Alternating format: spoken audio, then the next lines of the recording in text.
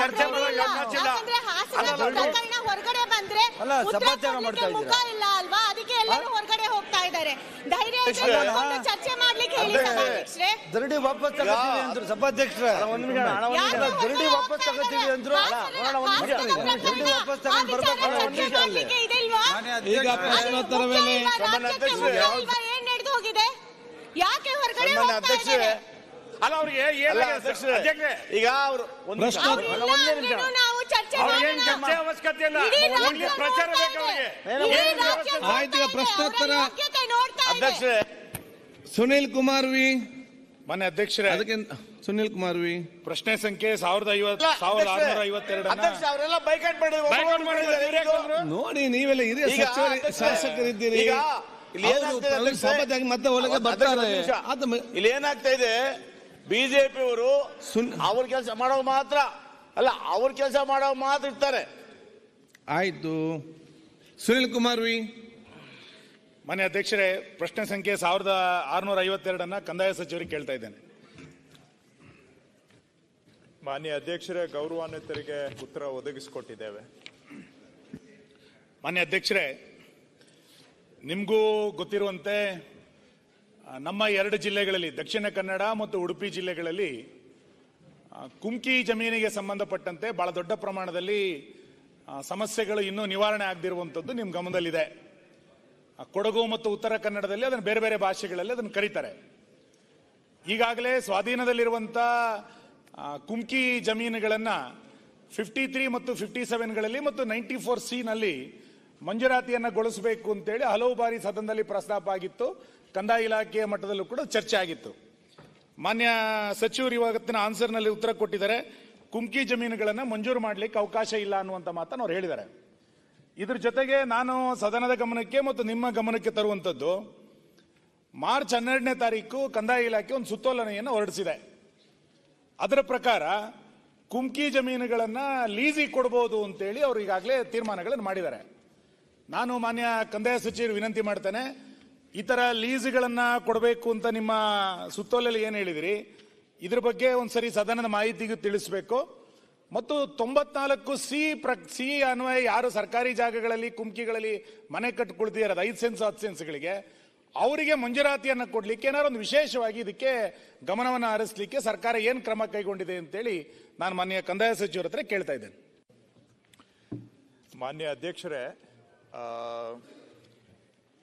ಒಂದು ವಿಷಯ ಸ್ವಲ್ಪ ಕಹಿ ಆದರೂ ಕೂಡ ನಾವು ಸ್ಪಷ್ಟವಾಗಿ ಹೇಳಬೇಕಾಗತ್ತೆ. ಯಾಕಂದರೆ ನೋಡ್ತೇನೆ, ಮಾಡ್ತೇನೆ, ಪರಿಶೀಲನೆ ಮಾಡ್ತೇನೆ ಅಂತ ಹೇಳಿ ಸುಮ್ಮನೆ ಜನಗಳನ್ನು ನಾವು ತಪ್ಪು ನಿರೀಕ್ಷೆಗಳು ಕೊಡೋದಕ್ಕಿಂತ ಸ್ಪಷ್ಟವಾಗಿ ಕೆಲವು ಸಂದರ್ಭದಲ್ಲಿ ಕಹಿ ಆದರೂ ಕೂಡ ಹೇಳುವಂಥದ್ದು ಜನಹಿತದಲ್ಲಿದೆ ಅಂತ ನಾನು ಭಾವಿಸಿದ್ದೇನೆ. ಕುಮ್ಕಿಯನ್ನು ಮಂಜೂರಿ ಮಾಡಲಿಕ್ಕೆ ಬರೋದಿಲ್ಲ ಅನ್ನುವಂಥದ್ರ ಬಗ್ಗೆ ಸಾಕಷ್ಟು ಸ್ಪಷ್ಟತೆ ಇದೆ. ಅದು ಹೋದ ಸರ್ಕಾರದಲ್ಲಿ ಅಂದರೆ BJP ಆಡಳಿತದಲ್ಲಿದ್ದಾಗಲೂ ಸಹ ಇದೇ ವಿಷಯಕ್ಕೆ ಒಂದು ಸಂಪುಟದ ಉಪಸಮಿತಿಯನ್ನು ಕೂಡ ರಚನೆ ಮಾಡಿದರು. ಅವರು ಇದನ್ನು ಮಂಜೂರು ಮಾಡಬೇಕು ಅನ್ನೋ ಕಾರಣಕ್ಕೆ ಸಂಪುಟದ ಉಪಸಮಿತಿಯನ್ನು ಮಾಡಿದ್ರು. ಅಲ್ಲಿ ಚರ್ಚೆ ಮಾಡಿ ಅವರು ಕೂಡ ಮಂಜೂರು ಮಾಡಬೇಕು ಅನ್ನೋ ವಿಷಯವನ್ನು ಕೈ ಬಿಟ್ಟಿದ್ದಾರೆ. ಯಾಕೆಂದರೆ ಮಂಜೂರು ಮಾಡಲಿಕ್ಕೆ ಬರೋದಿಲ್ಲ. ಇದರಲ್ಲಿ ಈ ಕುಮ್ಕಿಯನ್ನು ಉಪಯೋಗ ಮಾಡಿಕೊಳ್ಳಿಕ್ಕೆ ಜನಗಳಿಗೆ ನಾವು ಹಕ್ಕನ್ನು ಕೊಟ್ಟಿದ್ದೇವೆ, ಪ್ರಿವಿಲೇಜ್. ಇದು ಪ್ರಿವಿಲೇಜ್ ಅಲ್ಲಿ ಬರುತ್ತೆ ಇವೆಲ್ಲವೂ ಕೂಡ. ರೂಲ್ 79 ಅಲ್ಲಿ ನಮ್ಮದು KLR ಆ್ಯಕ್ಟ್ ಅಲ್ಲಿ ಪ್ರಿವಿಲೇಜಸ್ ಬಗ್ಗೆ ಉಲ್ಲೇಖ ಇದೆ. ಮೂಲ ಇದನ್ನು ಕೊಟ್ಟಿದ್ದೇನೆಂದರೆ ಜಮೀನಿಗೆ ಹೊಂದಿಕೊಂಡಿರ್ತಕ್ಕಂಥ ಕಾಡಿನಲ್ಲಿ ಅಲ್ಲಿ ಬರುವಂಥ ಕಾಡಿನ ಉಪ ಉತ್ಪನ್ನಗಳು, ಬಿದ್ದೋಗಿರ್ತಕ್ಕಂತಹ ಸೌದೆ ಅಥವಾ ಕಾಡಿನಲ್ಲಿ ಇರ್ತಕ್ಕಂಥ ಬೇರೆ ಉಪ ಉತ್ಪನ್ನ, ಸರಗು ಮತ್ತೆ ಸರ್ಕಾರದ ಖಜಾನೆಗೆ ಬರಬೇಕು. ತಪ್ಪಿತಸ್ಥರು ಯಾರಿದ್ದಾರೆ ಅವ್ರಿಗೆ ಶಿಕ್ಷೆ ಆಗಬೇಕು. ಇದನ್ನ ನಾವೆಲ್ಲರೂ ಕೂಡ ಬಹಳಷ್ಟು ಜನ ನಾವು ಮಾತಾಡಿದ್ದೀವಿ. ಸುಮಾರು 4-5 ಗಂಟೆಗಳ ಕಾಲ ಹೆಚ್ಚಿಗೆ ಇದಕ್ಕೆ ಚರ್ಚೆ ಆಗಿದೆ. ಇದಕ್ಕೋಸ್ಕರ 3 ದಿನ ಕೂಡ ಚರ್ಚೆ ಆಗಿದೆ.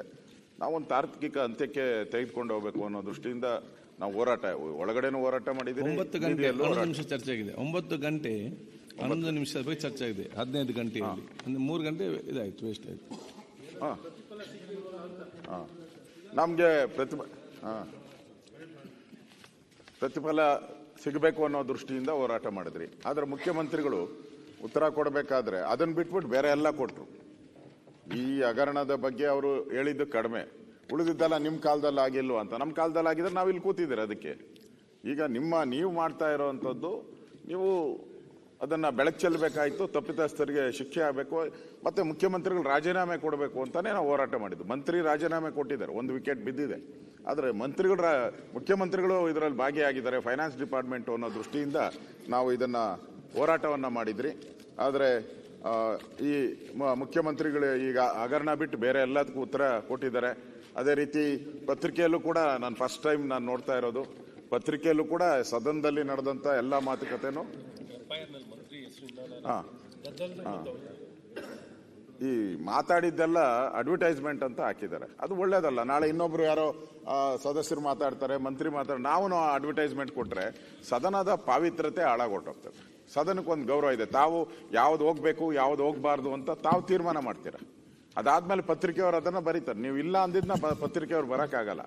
ಆದ್ರೆ ಇಲ್ಲಿ ಆ ತರದ ಒಂದು ನಡವಳಿಕೆನೂ ಮಾಡಿರೋದು ಕೂಡ ಸದನಕ್ಕೆ ಒಂಥರ ಅಗೌರವ ತಂದಂಗಾಗಿದೆ. ಆದ್ರಿಂದ ನಾವು ಈ ಇನ್ನೂ ವಿಚಾರ ನಿನ್ನೆ ನಾವು ಇಲ್ಲಿ ಚರ್ಚೆ ಮಾಡಬೇಕಾದ ಸಂದರ್ಭದಲ್ಲಿ, ಧರಣಿಯಲ್ಲಿದ್ದಂಥ ಸಂದರ್ಭದಲ್ಲಿ ತಾವು ಮುಖ್ಯಮಂತ್ರಿಗಳು ಉತ್ತರ ಅರ್ಧ ಕೊಟ್ಟಾದ್ಮೇಲೆ 69ಗೆ ತಾವು ಮತ್ತೊಂದು ಮಳೆ ಬಗ್ಗೆ ತಗೊಂಡ್ರಿ. ಮಳೆ ಬಗ್ಗೆ ನಾವು ವಿರೋಧ ಪಕ್ಷದವ್ರು ಹೆಚ್ಚು ಮಾತಾಡಬೇಕಾಯಿತು. ನಾವು ಅದ್ರ ಬಗ್ಗೆ ಗಮನ ಸೆಳಿಬೇಕಾಯಿತು. ನಾವು ಸೋಮವಾರ ಕೊಡಬೇಕು ಅಂತ ತೀರ್ಮಾನ ಮಾಡಿದ್ರಿ ವಿರೋಧ ಪಕ್ಷದವರು. ಅದು ಒಂದಿನ ಪೂರ್ತಿ ಚರ್ಚೆ ಆಗಬೇಕಾಯ್ತು. ಯಾಕಂದ್ರೆ ಎಲ್ಲ ನಮ್ಮ ಕಾಂಗ್ರೆಸ್ ನೀವು ಬರೀ ಅದನ್ನ ಚರ್ಚೆ ಮಾಡೋದು, ಅದ್ರ ಬಗ್ಗೆ ಚರ್ಚೆನೇ ಇಲ್ಲಲ್ಲ. ನೀವು ಬರೀ ಇದ ವಿಷಯ ಕೇಳಿದ್ರಿ, ಬೇರೆ ಏನಿದೆ ಸದನದಲ್ಲಿ? ಮುಖ್ಯಮಂತ್ರಿಗಳು ರಾಜೀನಾಮೆ ಯಾಕೆ ಕೊಡ್ಬೇಕು? ಕೂತ್ಕೊಳ್ಳಿ, ಮಾತಾಡಿ ಮುಗಿಸ್ಲಿ. ಪ್ರತಿಪಕ್ಷ ನಾಯಕರು ಮಾತಾಡ್ಲಿ, ಅವ್ರಿಗೆ ತಾವು ಅವಕಾಶ ಮಾಡ್ಕೊಡ್ತೀರಾ ಮಾತಾಡಕ್ಕೆ. ಮುಖ್ಯಮಂತ್ರಿ ಮಾತಾಡಿದ್ರೆ ಅವ್ರು ಅಡ್ಡ ಪಡ್ತಾರೆ. ಪ್ರತಿಪಕ್ಷ ಮಾತಾಡ್ಬಿಡಿ. ಯಾವ ಧರ್ಮ ಅದು? ಅವ್ರು ಮಾತಾಡುವಾಗ ಅವಕಾಶ ಮಾಡ್ಕೊಡ್ತೀರಾ? ಪ್ರತಿಪಕ್ಷ ಮಾತಾಡ್ಲಿ. ನಮ್ಮ ಮುಖ್ಯಮಂತ್ರಿ ಮಾತಾಡುವಾಗ ಅವ್ರು ಅಡ್ಡ ಪಡ್ತಾರೆ. ಇಲ್ಲ, ಮುಖ್ಯಮಂತ್ರಿ ಮಾತಾಡುವಾಗ ಅಡ್ಡ ಪಡ್ತಾರೆ. ಅಧ್ಯಕ್ಷರೇ, ಮಾತಾಡಿ ಬಿಡ್ಲಿ, ಮಾತಾಡಿ ಬಿಡ್ಲಿ. ಇನ್ನೂ ಕೂಡ ಮಳೆ ಹಾನಿ ಬಗ್ಗೆ ನಿನ್ನೆನೂ ಕೂಡ ನಾನು ಭೇಟಿ ಮಾಡಿದ್ದೀರಿ. ಕುಮಾರಸ್ವಾಮಿ ನಮ್ಮ ರಾಜ್ಯದ ಅಧ್ಯಕ್ಷರು ವಿಜಯೇಂದ್ರ ಅವರು ಹೋಗಿದ್ದಾರೆ. ನಮ್ಮೆಲ್ಲ ಶಾಸಕರು ಕೂಡ ಅಲ್ಲಿ ಸ್ಥಳದಲ್ಲಿ ಹೋಗಿ ಎಲ್ಲೆಲ್ಲಿ ಅನಾಹುತ ಆಗಿದೆ ಭೇಟಿ ಮಾಡಿ ಬಂದಿದ್ದಾರೆ. ನಾವು ಕೂಡ ಅದಕ್ಕೆ ಮಾತಾಡಬೇಕು ಅಂತ ಇದ್ರಿ. ಅದೇ ರೀತಿ ರಾಜ್ಯದಲ್ಲಿ ಡೆಂಗ್ಯೂ ಇರ್ಬೋದು, ಕಾಲರಾ ಇರ್ಬೋದು, ಬೆಂಗಳೂರಲ್ಲಂತೂ ವಿಶೇಷವಾಗಿ ಡೆಂಗ್ಯೂ ಅಂತೂ ಒಂಥರ ಮರಣ ಮೃದಂಗ ಬಾರಿಸ್ತಾ ಇದೆ. ಎಲ್ಲ ದೃಷ್ಟಿಯಿಂದನೂ ಕೂಡ ನಾವು ಇದನ್ನೆಲ್ಲ ಚರ್ಚೆ ಮಾಡಬೇಕಾಗಿರೋದು. ಮತ್ತೆ ಮೂಢ ಹಗರಣ ಏನಿದೆ ಅದನ್ನು ಕೂಡ ನಾವು ಚರ್ಚೆಗೆ ತೆಗೆದುಕೊಳ್ಬೇಕಾಗಿದೆ. ಅದನ್ನು ಕೂಡ ಬಹಳ ದಲಿತರ ಜನ್ಮಿಗೆ ಸಂಬಂಧಪಟ್ಟಿದ್ದು. ಈ ಎಲ್ಲ ದೃಷ್ಟಿಯಿಂದ ನಮ್ಮ ಹೋರಾಟ ಏನಿದೆ ಇದು ಮುಂದುವರಿಯುತ್ತೆ. ಇದು ವಾಲ್ಮೀಕಿ ನಿಗಮದ ಹಗರಣ ಏನಿದೆ, ನಾವು ಮುಖ್ಯಮಂತ್ರಿಗಳ ರಾಜೀನಾಮೆ ಕೊಡೋವರೆಗೂ ನಮ್ಮ ಹೋರಾಟವನ್ನ ನಾವು ಮುಂದುವರಿಸ್ತೀವಿ. ಆದರೆ ಈ ಎಲ್ಲ ವಿಚಾರಗಳು ಚರ್ಚೆಗೆ ಇರೋದ್ರಿಂದ ನಾವು ಈ ಧರಣಿಯನ್ನ ವಾಪಸ್ ಪಡೆದು ತಮ್ಮ ವಿನಂತಿ ತಾವು ಮನವಿ ಮಾಡಿದ್ದೀರಾ. ಆ ದೃಷ್ಟಿಯಿಂದ ಸದನದಲ್ಲಿ ಇವತ್ತು ನಮ್ಮ ಬಹಳಷ್ಟು ಸದಸ್ಯರು 0 ಅವರನ್ನು ಹಾಕಿದ್ದಾರೆ, 69 ಹಾಕಿದ್ದಾರೆ. ಇವೆಲ್ಲನೂ ಕೂಡ ಈ ದಿನ ಪೂರ್ತಿ ಚರ್ಚೆ ಆಗಲಿ. ಮುಂದೆ ನಾವು ನಮ್ಮ ಏನೇನು ಹಗರಣಗಳಿದೆ ಅದನ್ನು ಮುಂದಿನ ದಿನಗಳಲ್ಲಿ ನಾವು ತರ್ತೀರಿ. ಇವತ್ತು ನಾವು ಈ ಧರಣಿಯನ್ನ ವಾಪಸ್ ಪಡೆದು ಚರ್ಚೆಯನ್ನ ಸಾರ್ವಜನಿಕ ಮಹತ್ವ ಚರ್ಚೆಗಳಿಗೆ ಅವಕಾಶವನ್ನ ನಾವು ಮಾಡಿಕೊಡ್ತೀವಿ. ಈಗ ತಾವೆಲ್ಲರೂ ಕೂಡ ತಮ್ಮ ಸದನಕ್ಕೆ ಹೋಗಬೇಕು, ಪ್ರಶ್ನೋತ್ತರ ಪ್ರಾರಂಭಕ್ಕೆ ಅವಕಾಶ ಮಾಡಿಕೊಡ್ಬೇಕು. ಕೊಡ್ತೇವೆ. ಅವಕಾಶ ನೀವು ಕೊಡ್ಲೇಬೇಕು ಸಭಾಧ್ಯಕ್ಷರೇ. ಇವತ್ತು ಏನು ನಾನು 69 ಅಲ್ಲಿ ಇಶ್ಯೂ ಮೂವ್ ಮಾಡಿದ್ದೀನಿ, ಅದಕ್ಕೆ ನೀವು ನನ್ಗೆ ಅವಕಾಶ ಕೊಡ್ಲೇಬೇಕು.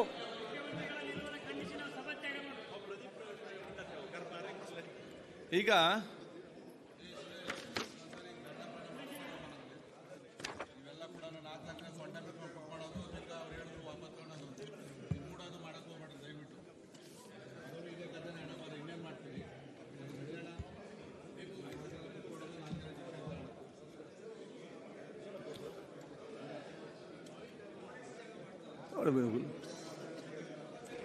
ಎಲ್ಲ ಹೆದರ್ಕೊಂಡು ಹೋಗ್ತಾ ಇದ್ದಾರೆ ಅನ್ಸುತ್ತೆ.